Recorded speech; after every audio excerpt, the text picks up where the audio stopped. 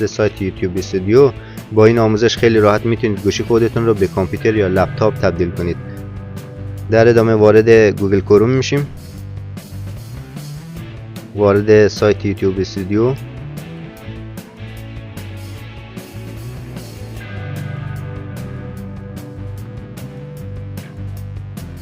خب همونطور که میبینیم این صفحه گوشی هستش. از این بالا سمت چپ روی این سه نقطه تپ میکنیم.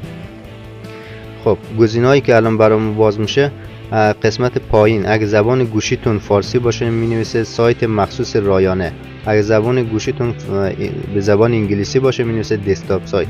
تیکش رو فعال میکنیم.